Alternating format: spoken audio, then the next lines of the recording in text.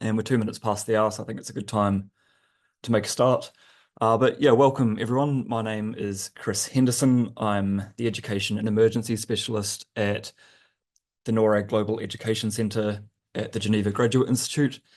And today's open discussion is on the question of, are teachers valued in education in emergency settings, what we know and how we address the challenges. But on that note, I'll hand over to my colleague Petra Heusser from the Geneva Global Hub for Education and Emergencies to welcome us to today's discussion. Thanks, Petra. Thank you, Chris, and a warm welcome to everyone, and a big thank you that you're taking the time for this discussion. Also, big thank you to NORRAG at the Geneva Graduate Institute for co-hosting this discussion today with the Geneva Global Hub for Education in Emergencies, and to together mark the World Teachers' Day 2024, which will happen later this week. So we're good ahead of time. So looking at the thematic, we know that children and youth are so much affected by emergencies, right? We know that 224 million children and youth are affected by crisis. And these children also need urgent educational support. We know that children, youth, parents, caregivers, they ask for education in emergencies, and they really value it. They value it as much as food, as water, or shelter. So teachers are the key to addressing so many of the issues we face today in humanitarian settings. Be it conflict, be it violence, be it the climate crisis, teachers are the key. Much like doctors, they are frontline workers, and they need support to fulfill their role in the most difficult of circumstances. I am sitting here in Geneva, and every day in Geneva, decisions are taken to save or improve people's lives. It's the home to about 180 permanent missions. It's the home to OCHA, UNHCR, and numerous human rights mechanisms. And over the last years, we've definitely seen a growing recognition of the importance of teachers, and they need adequate support. So just to give two examples, last year at the Global Refugee Forum, and we have UNHCR with us today, we've seen definitely teachers put high on the agenda. Also last year in September, the Special Rapporteur on the Right to Education has published a report addressing the crucial role and rights of teachers. Now, on World Teachers' Day today, we're asking, are teachers truly valued? And in addition to that, what about emergency settings? So I very much look forward to the discussion today and to learn from all of you together about the challenges that we see and what are the solutions that we need to implement to address them. And handing back to you, Chris. Fantastic. Thanks so much, Petra. And just to build on Petra's words and further set the scene, I think it is really worth noting that in 2024, we have long overdue momentum in the humanitarian and education sectors, and that momentum is increased interest and advocacy for teachers, as Petra was acknowledging then. And we've seen in a number of recent high-level events, such as the United Nations Transforming Education Summit in 2022, the UN Global Refugee Forum in 2023, and at this year's UNESCO Policy Dialogue Forum on Teachers, teachers in emergency setting have received special mention and attention. Now, I think it's also important to mention that we have the Secretary General's high-level panel on the teaching profession that I'm sure a few of our panelists will reference as well. And this panel really acknowledged that issues like teacher shortages are exacerbated by the profound hardships that so many teachers face in their working conditions. And before we start, I do want to note also that this high-level panel report recommends that there should be provision for targeted support for teachers working in emergency contexts, that we need to improve employment opportunities for refugee teachers in particular. And it's also mentioned or recommended that there should be the establishment of a global fund for teacher salaries in crisis contexts. And that's something I'm sure we'll return to at some point in this discussion also. But I also want to mention before introducing our panelists that as well as the many struggles that teachers in emergency settings face, so many global actors at each of the forums I just mentioned also acknowledge the irreplaceable influence of skilled, well-compensated and caring teachers on children's learning and their lives, as Petra was just talking about. So today it's really a chance for us to build on this collective momentum for teachers and really ask this meaningful and key question of whether or not teachers are valued in education and emergencies and whether or not they feel valued in their work. So I think as we move into this discussion, it's towards teachers that our answers should be addressed. And I think it's teachers first and foremost who must experience the outcomes of our actions, and they must experience those outcomes in the work that they do and in the conditions in which they work. So we're very fortunate today to be joined by my colleagues, Carlos Vargas Tamez from the UNESCO Teacher Task Force on Education 2030. Carlos is also responsible for the impressive global report on teachers that was released earlier this year. It has a specific focus on teacher shortages. We also have Nina Papadopoulos from UNHCR's Copenhagen office.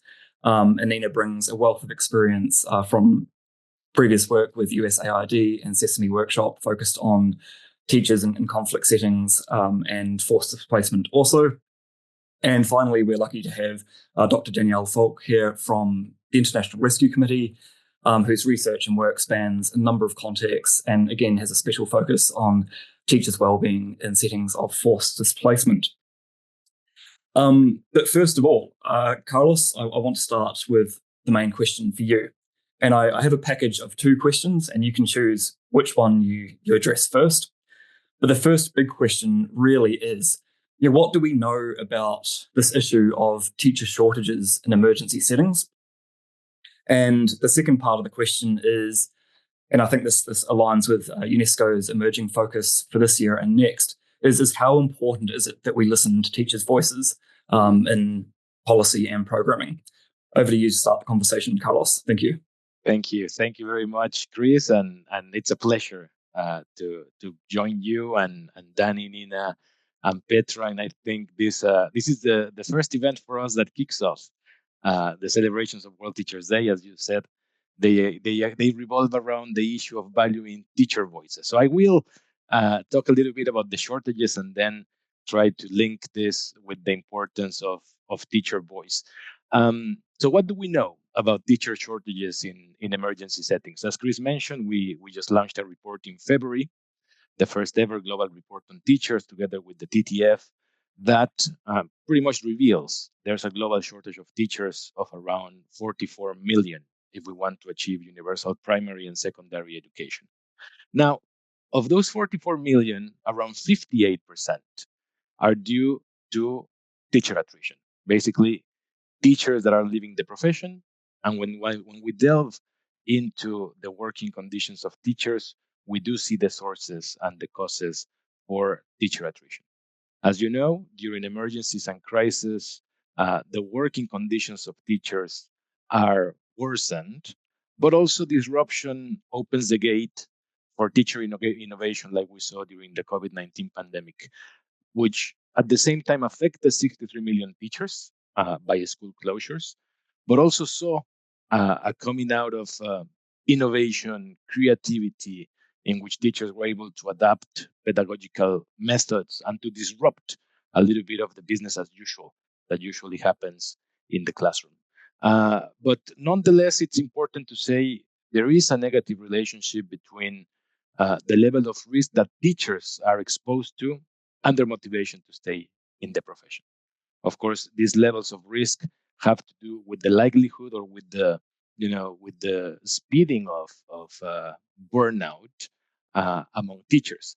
So it is true that the let's say protected crisis, conflict settings, emergencies, they basically exacerbate the conditions for which teachers leave the profession.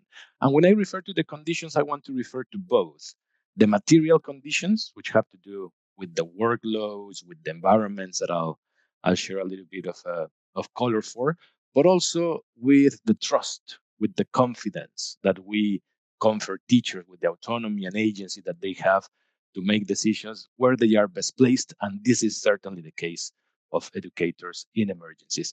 So some of the challenges in crisis event context, of course, include the environment. Educators in crisis often work in difficult environments with large classes, limited resources, restricted opportunities for collaboration and professional development, on top of safety and security risks. So this is something that's very important. How do we improve those working environments for teachers? Now, the second point has to do with employment.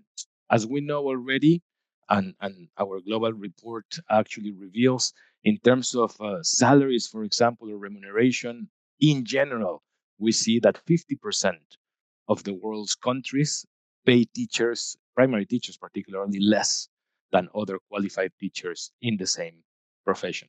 And this is actually worsened in on-crisis context, particularly because of the contractual kinds of teachers. We have, volunteer teachers, community teachers, short-term contracts. Teachers are hired as volunteers, or they're registered as incentive teachers. So basically, teachers are working on a voluntary or community basis. And this is often without limited access to training. This is often drawing from different profiles that might not necessarily be qualified, particularly for the difficulties of teaching in crisis context. The diversity of the classroom, for example, in terms of linguistic, cultural diversity, ethnicity, gender, etc. So that's something that's very important. As we said, the issue of teacher compensation, you've mentioned, Chris, there's a call of the high-level panel on the teaching profession precisely to put together a global fund to protect the salaries of teachers in emergency settings, which are the ones that are usually interrupted. But there's also another set of levers that could be used to improve the working conditions of teachers. And here, for example, teacher management and information systems are very important to plan the deployment, to plan the recruitment of teachers in different settings. This is important as well in terms of planning. Recently, and my colleagues might be able to share in the chat, we have produced, as you know, a module of the teacher policy development guide to look into how planning and management of the teacher force can take place during emergencies. What are the elements that one needs to look into? What are the policies that are necessary that can enable, for example, recognition, validation, accreditation schemes, certification of teacher competencies, pathways to the professionalization and to career development. So basically building from the knowledge of the report, building from the knowledge of the networks that are present today, I think it is very important to build current partnerships for teachers in emergencies. We know of the interagency network, the work of the Teachers in Crisis Context Working Group, of NORRAG, of UNHCR, of many other organizations, the ERICC certainly, that are working on this. And today, I mean, together, the Teacher Task Force with its members is very committed to advocating and to increase teacher supply in crisis context. Now, it is important to say there's a number of initiatives that can be tailored and that we're working on tailoring, particularly for crisis context and emergency situations. One of them has a specific focus on refugee teachers, and this builds on the UNESCO qualifications passport that you might be familiar with, that is used particularly in these settings. UNESCO and the TTF are advocating for the establishment of a teacher's qualifications passport that would allow refugee teachers to be trained, to access the profession, put their skills at the service of their hosting community, also the recognition of these qualifications and the many pathways into teaching that actually exist and that are usually forgotten. So further engaging also with ministries, with unions, and with the stakeholders in education in emergencies, we can also promote teacher voice. As you said, the World Teachers Day on Thursday, the 4th of October, will be celebrated under the motto of valuing teacher voices. And this is particularly important in education in emergencies. We often see strategies, plans, educational reforms that fail because they don't take into consideration the voice, the expert knowledge of teachers and educators that are in situ, that know firsthand what are the problems, what works and what doesn't in emergency settings. So teacher voices need to be heard, and this means changing the narrative in terms of thinking of teachers as not only the implementers of directives or strategies that are ideated somewhere else, but actually that their intellectual contributions, their perspectives can actually drive success into policy, not only because of buy-in, certainly, but also because of the knowledge that can be embedded in different situations, which at the end of the day can become life-saving interventions. So that's very much it, just recognizing, creating the space for multiple pathways of innovation in education. I insist there's a potential in terms of the disruptive nature of crisis, by the very nature of the term, to innovate in education, and that teachers in emergencies are very well placed to do that. Thank you. Fantastic. Thanks so much, Carlos. And I just wonder, before we move to a specific question for Nina, Nina or Danni, do you have any immediate reflections on the topic of teacher shortages or teacher voice that you want to chime in with at all?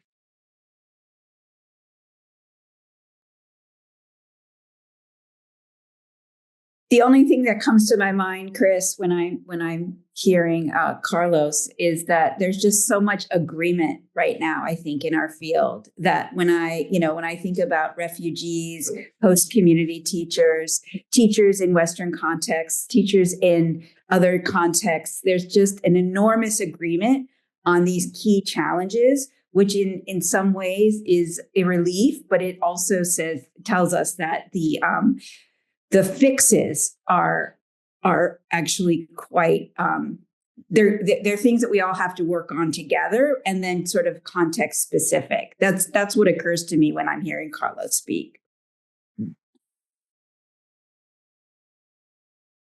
Yeah, I'll hold my points of use for now, because I know I would just go on too long. I'm not great at time management, but I'll try to pick up some threads when we get later into the discussion, but just fully echo what Nina and Carlos just shared. Yeah, and I think as Nina shared, like, so many of these issues start overlapping and echoing each other, right?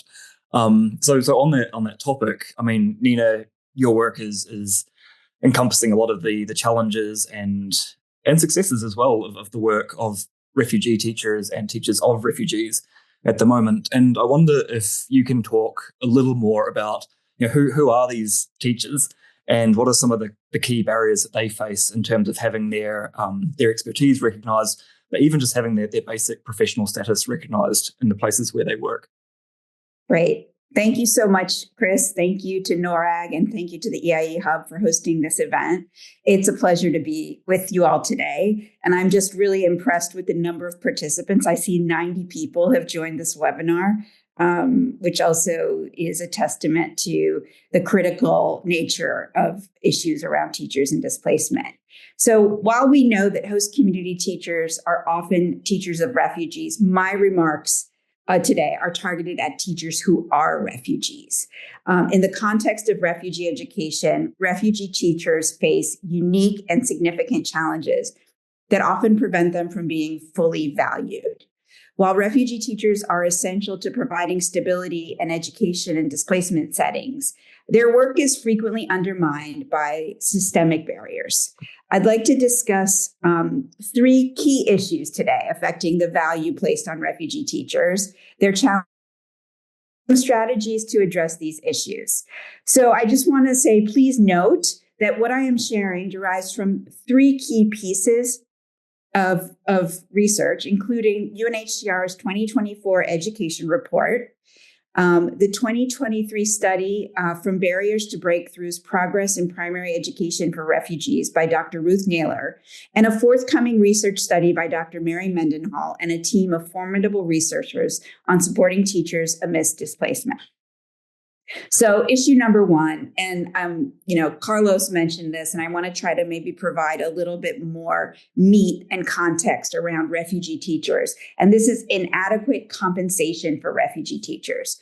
Refugee teachers often work for far less than their national counterparts, frequently receiving what we call incentive payments rather than formal salaries. This classification makes their compensation unpredictable and insufficient, especially in countries where refugee employment is restricted by law. For example, in Chad and Uganda, refugee teachers receive lower pay compared to national teachers, making it challenging to recruit and retain qualified refugee teachers. In some contexts, international organizations pay refugee teachers, but there's donor reluctance to fund recurring expenditures like salaries, and this makes their compensation unstable. Moreover, payment delays are frequent, which causes severe hardship for refugee teachers and their families. Addressing the issue of fair and timely compensation makes it easier to attract and retain high-quality refugee teachers, ultimately undermining education systems in refugee camps and settlements. So the second issue is a lack of recognition and formal employment. Refugee teachers often need help with having their qualifications recognized in host countries. Despite being experienced and qualified, their prior education and teaching certifications may not be accepted, leaving them underemployed or treated as unskilled workers. This not only diminishes their morale, but also limits the quality of education available to refugee children. For example, in Malaysia, refugee teachers are typically not formally recognized by the national education system, meaning they cannot be integrated into official school structures. This devaluation of refugee teachers' professional experience prevents them from accessing formal employment opportunities and undermines their ability to contribute fully to the education of refugee students.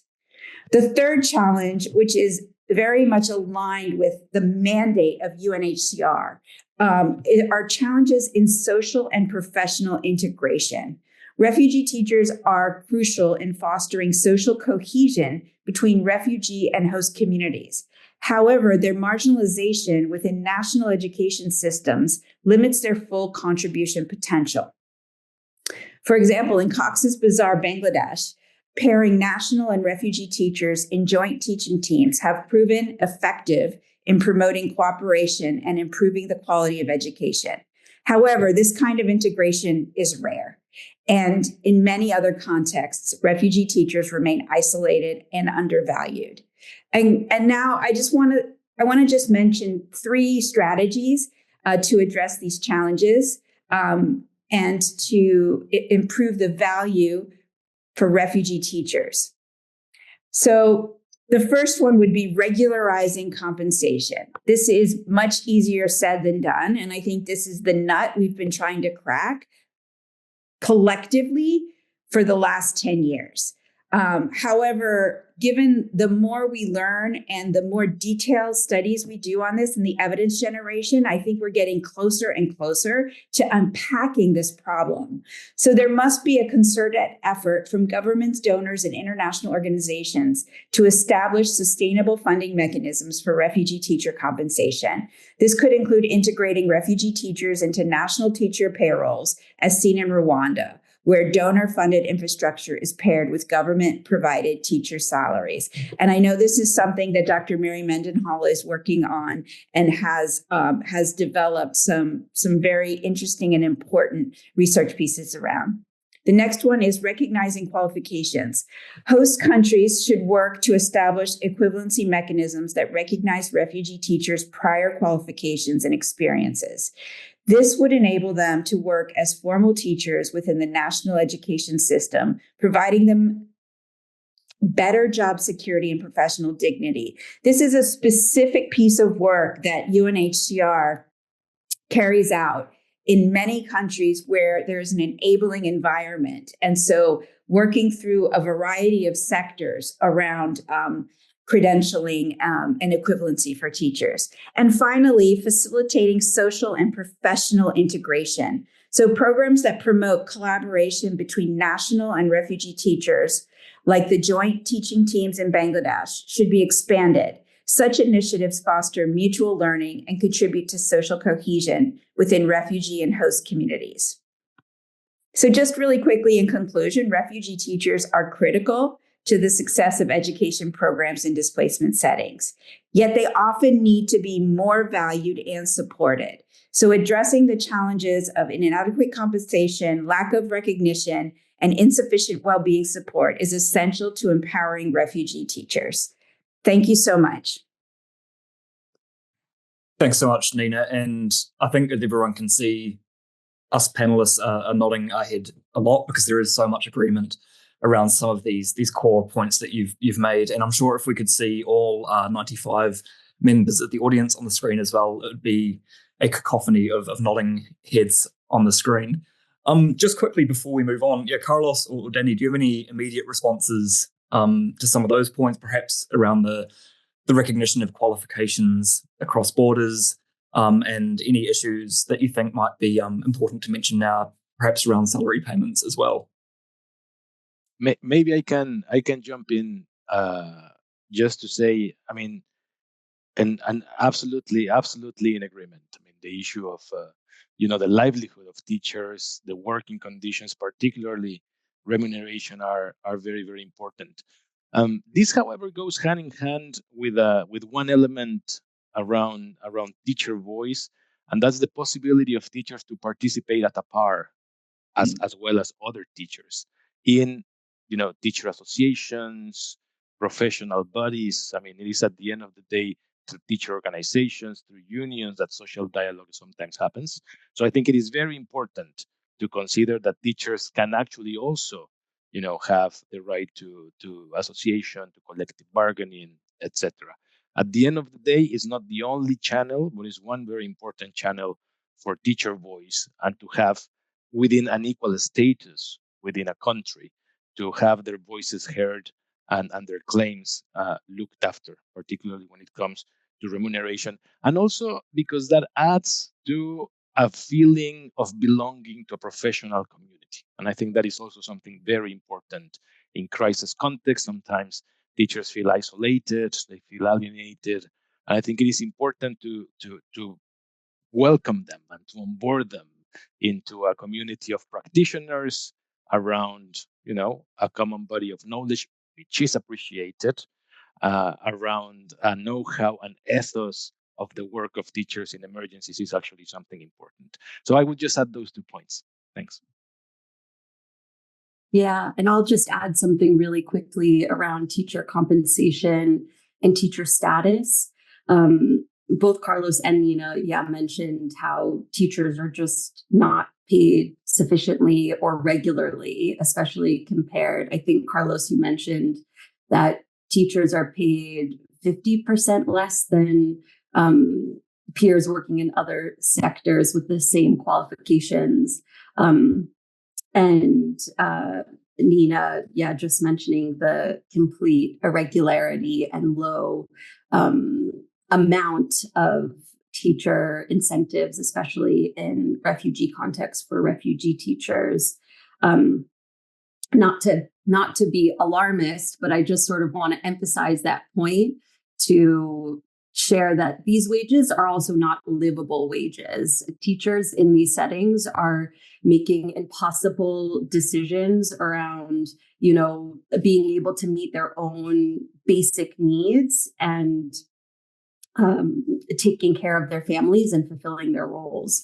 So when we say compensation is insufficient, it also is that it is not a livable wage.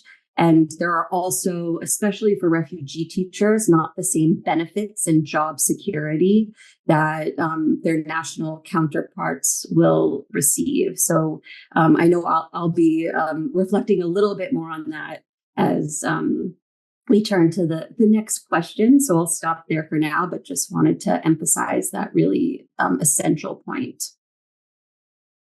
And just briefly, before we go to that next question, I mean, I noted that we were all nodding in agreement, and we are very much the converted crowd here. We know just how vital teachers are and how unfair it is that they're not supported adequately. But Petra, I wonder if we can bring you in to maybe ask a question around how do we, I'll let you ask the question. Yeah, no, and thank you so much, Nina and Carlos, to so clearly outline the challenges and initiatives that are trying to address this.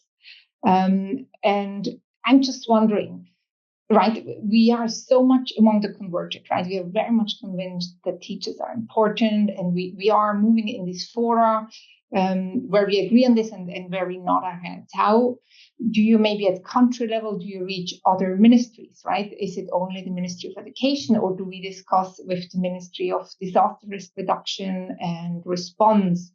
How do we reach ministries of finance? So this is a question also, of course, at global level. Member states, how do we bring them more in? And of course, in this space, often in terms of UN, we see UNESCO very strongly, UNHCR, UNICEF.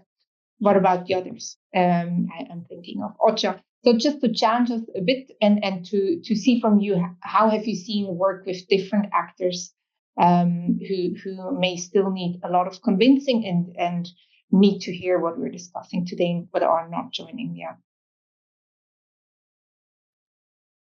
I can just give you my own my observations on that question, Petra, because I think it's a really important question.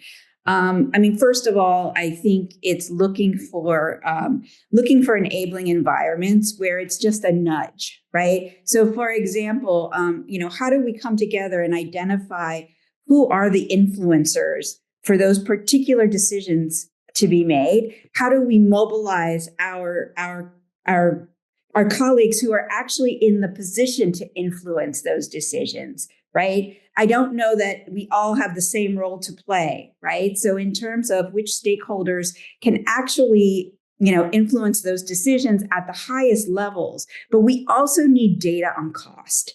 And we also need to show that this type of movement and this type of recognition there will be a payoff.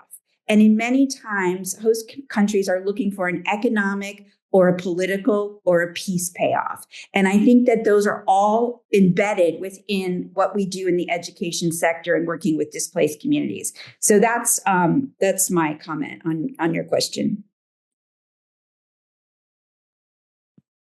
If I can just add a couple of points, I absolutely agree in agreement with the issue of better data on the cost, on the systems, of the costs for attrition, of turnover, etc. In case of education in emergencies, it's much more difficult to have a clear picture of what are the stakes, and therefore what kind of policy solutions can be actually ideated.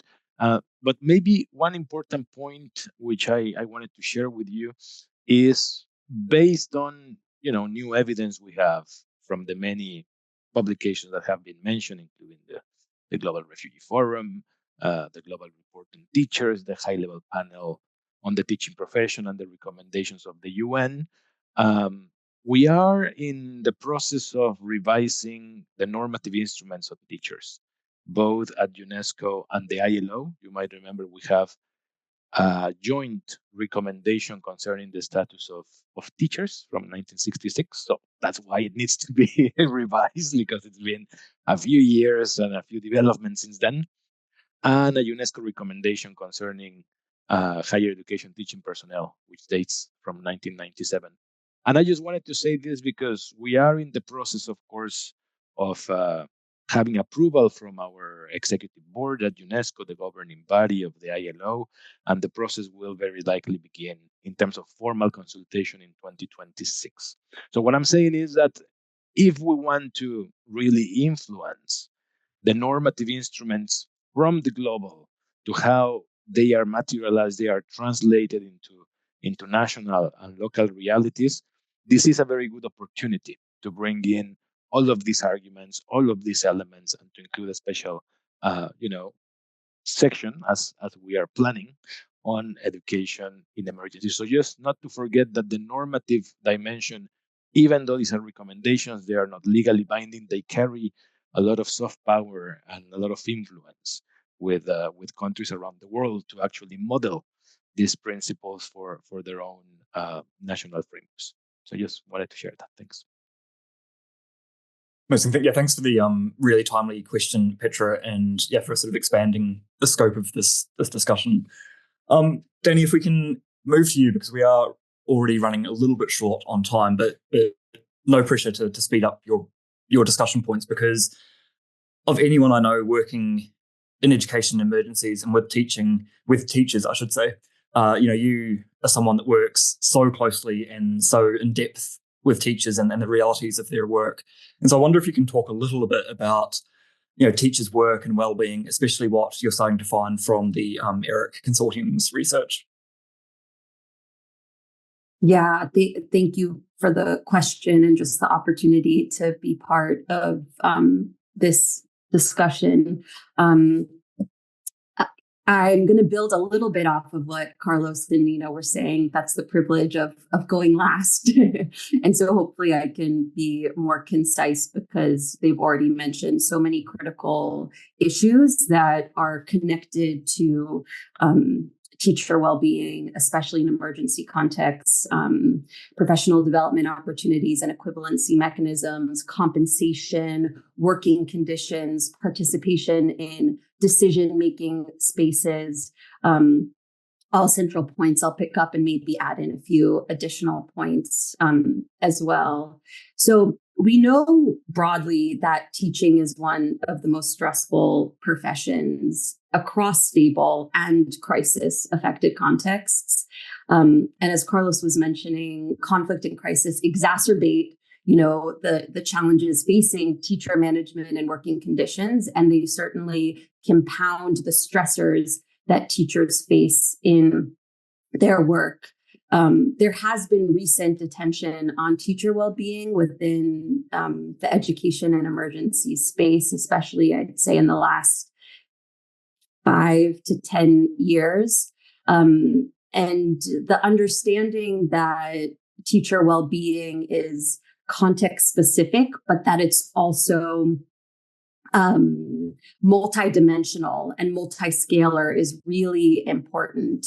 So of course, we're thinking about the mental health and psychosocial well-being of teachers, but we're also recognizing factors within and outside of the school across policy and practice are influencing teacher well-being, which is really how teachers feel and function in their work, as well as their attitudes or evaluations of what they're doing in the classroom. And when we think about some of these structural challenges that teachers are facing, especially in crisis-affected settings, we're thinking, of course, of active armed conflict and violence, forced displacement,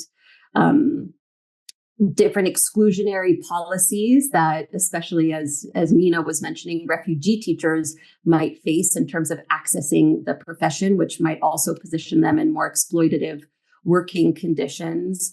These are more of the larger scale issues or factors that would affect teachers and their well-being. So in this way, teacher well-being, while I'm focusing on that in these remarks, it's really closely connected, as I said, to teacher management, teacher professional development, the working conditions of teachers, their relationships with the school, with the community. So I almost see it, and I think we're starting to recognize this in the sector as an overarching issue that encompasses these other sort of thematic areas that we're discussing around teachers. So to touch on, I guess, just a few additional points, especially in context of conflict and crisis, I first want to talk a little bit about safety and security and the ways in which, threats to physical violence as well as actual physical attacks affect teachers working in conflict and crisis affected settings. So research has documented the relationship between conflict and protracted crisis and teachers' physical and psychosocial well-being. In these settings, not only are teachers, we've talked about how, teachers provide psychosocial support, academic support. I think, Petra, you mentioned, teachers are frontline responders, just as doctors are in these settings. And in conflict and crisis, they're also seen as peace builders and contributing to the larger sustainable development and security of their communities and countries. At the same time, they often face discrimination, power struggles, and violence in their efforts to construct more peaceful societies, with research specifically in Bolivia, Niger, and DRC demonstrating the insecurities that teachers are facing. In DRC, in particular, research has shown the prevalence and rationale for attacks against teachers specifically, given the perception of their role as state actors. And this is sort of compounded by the cumulative risks that teachers face in these settings, of which, again, we spoke about already: irregular and insufficient compensation, inadequate professional development that often isn't responsive to their classroom realities, limited agency and opportunities for decision making. All of this really negatively affects teacher well-being and motivation, and of course influences teaching quality, and causes teacher attrition. As Carlos mentioned, I think 58% of teacher shortages, you said from the report, were due to teacher attrition. So some of these factors that I were just mentioning leads many teachers, understandably so, to leave the profession. Research with teachers in Colombia and Nigeria reinforce these findings, just documenting how teachers are often threatened with violence or attacked, given their role as educators and leaders in their communities. Another issue I want to focus on is a little bit more at the classroom level when we think about teacher well-being. And, as we've all been talking about, the important role that teachers are playing in these settings with supporting their learners. Teachers often recognize this. Research is demonstrating, they understand the importance of their work. They take it very seriously, and it enhances their professional identity and their well-being and motivation in their work. At the same time, the challenges of working in conflict and crisis impede the ability for them to carry out their roles, which they feel are incredibly important, and which we all have already spoken about are incredibly important. And so the working conditions that they're faced with often prevent teachers from sufficiently carrying out their roles and responsibilities, which negatively influences their self-efficacy, their ability that they're able to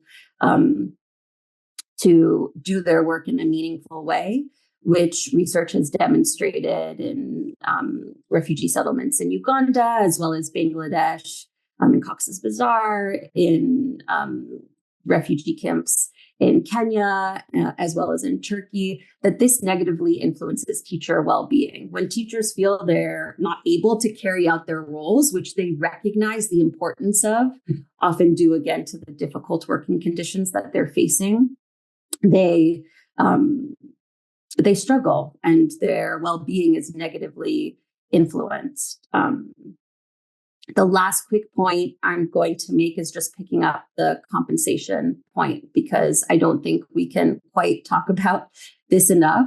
The role of teachers, what we're putting on their shoulders, is enormous, and they deserve to be paid a livable wage that allows them to meet their families and their own basic needs and carry out their work. And we're just continually failing to do that.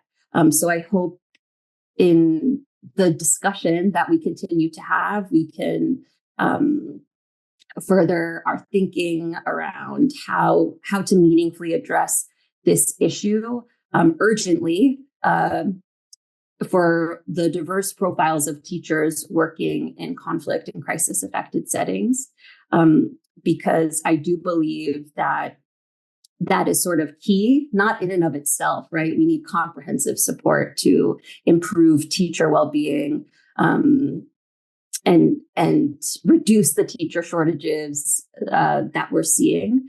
But I do think compensation is really a central issue.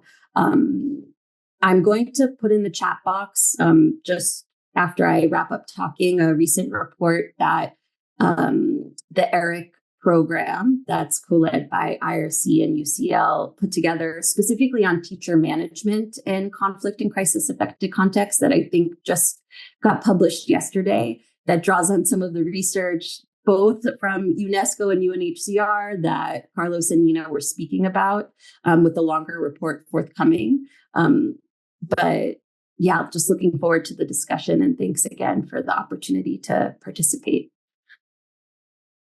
Amazing. Thanks so much, Danni. I really want to give a chance for some of the audience to ask their questions and for us to respond, or other audience members to respond. And there are a few questions in the Q&A which really link together around the fact that we have this evidence. We have some pretty harrowing statistics on the conditions in which teachers work. And there's a great question here from Fabrizio. And I wonder, I've actually seen on the audience list, we have a couple of representatives from donor agencies in the audience. And so I'll also invite you to contribute. We won't be able to see you on video, but we will be able to hear you if you come off mute.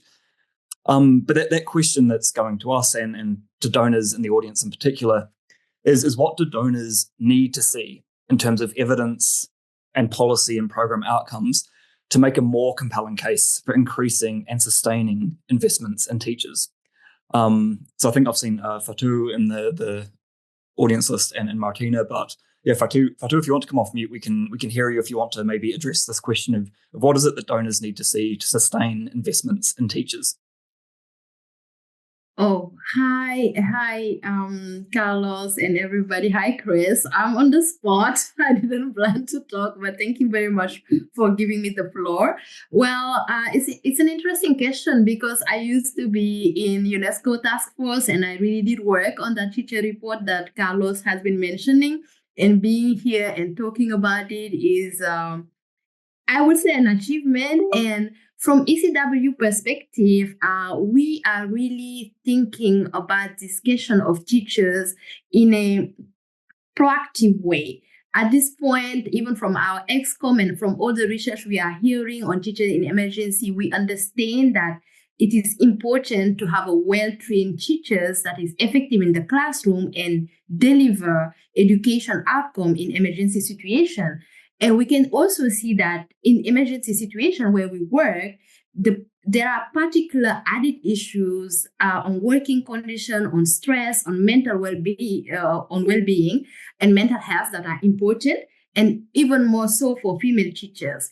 And what we have set to do in ECW now is we are going to launch an RFP, a request for proposal, quite soon in October, to really look at what we have been doing ourselves with our grantee on teachers in emergency. How have we been approaching this issue, and what have we been doing on recruitment, retention, and with our funding window, and what can we do better? What is the state of the art? So we are really looking forward to have proposal and support from different organizations to help us maybe cater and our approach and make it a bit better and a bit stronger for teachers in emergency. So I will stop there. The RFP will be soon out, and we will do a webinar like this one to explain it, and hopefully we will have as many people. Thank you so much, Chris, and over to you. Thank you so much. Amazing. Thanks so much, Fatou. And apologies for putting you on the spot, but you did wonderfully. Martina, I've seen you also in the audience, and I wonder if you want to respond to this question of what is it that donors need to see to sustain investments in teachers? Can you hear me? I can, Martina, yes. Okay. Thank you very much. It's not so easy to answer this question, actually. I can now, in this case, I would like to speak in particular for let's say, STC.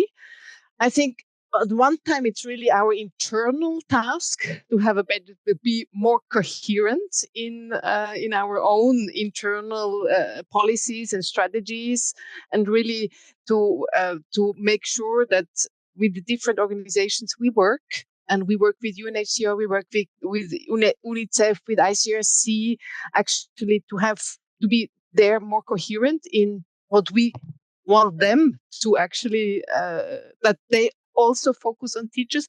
And then when we have our bilateral cooperation in the countries we work, for example, it's as well the governments there, because we somehow work with the governments to see what are their needs. And it's as well, we need their request as well to focus on teachers. It's less, let's say, on policy evidence. It's really to the coherence in what we are doing. This is a bit just ad hoc, some thoughts. Thanks. Thanks. I appreciate you coming in, Martina. And again, I'm sorry for putting you on the spot, but it's a really great opportunity to bring donors together with those of us working in the policy and advocacy space. We have some fantastic questions in the Q&A, and we have about 4 minutes remaining. So I'm wondering if I can ask 2 questions at once and sort of leave the floor open for anyone who wants to respond. I mean, the first question, I think, relates more to teachers who are asylum seekers or refugee status teachers. But what do we do about teachers who might be in a context for protection, for fear of safety in their place of origin, and they are teaching, but they're not recognised by, say, UNHCR or a host country government, and don't enjoy any of the legal protections that others might enjoy? Like, how do we support teachers who are working in that situation, as is the case with many of the teachers in Malaysia, for example?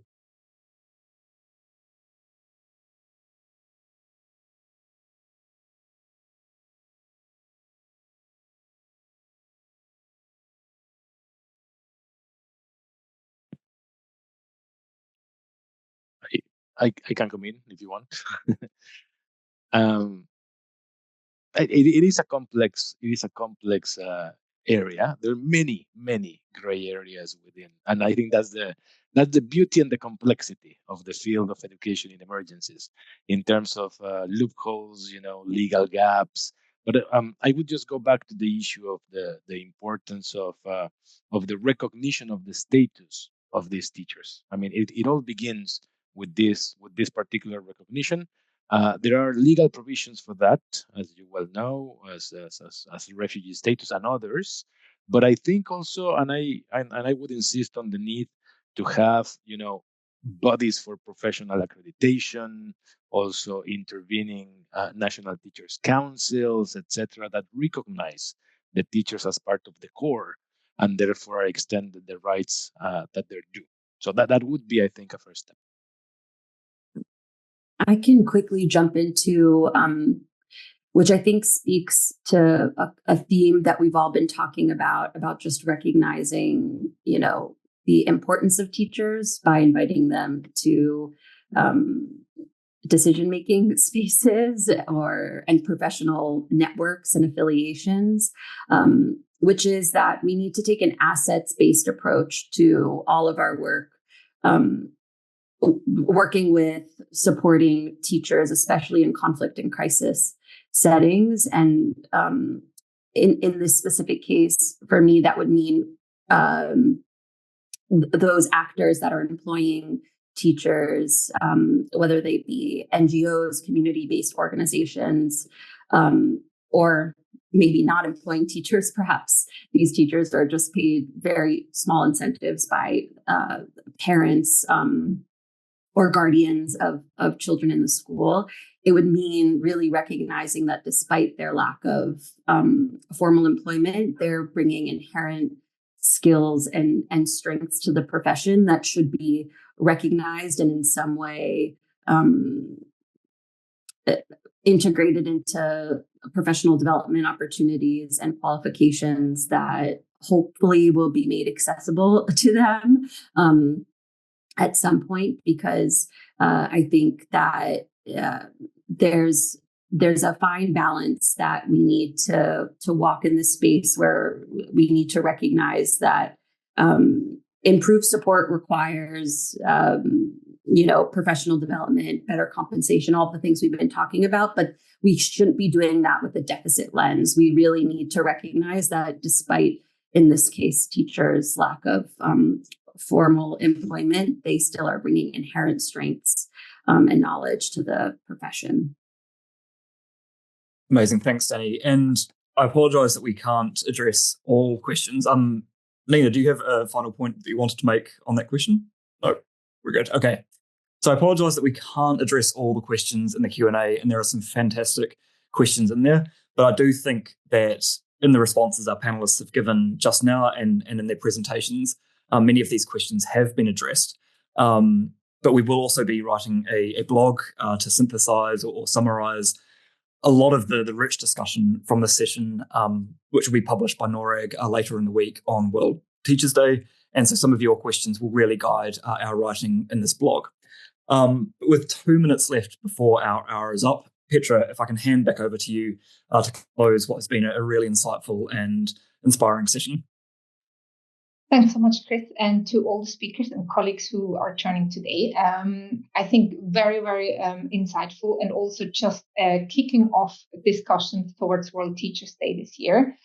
Carlos has invited you for an event in Paris that you can join online, read the blogs, communicate about this important issue on World Teachers' Day. We've heard that teaching is one of the most stressful professions, and in emergencies this is so much more difficult in terms, even in normal times, if in material terms it's already challenging, in an emergencies it's so much more difficult, also in terms of security. So this was very clearly said, and we also heard, of course, of the specific challenges related to refugee teachers.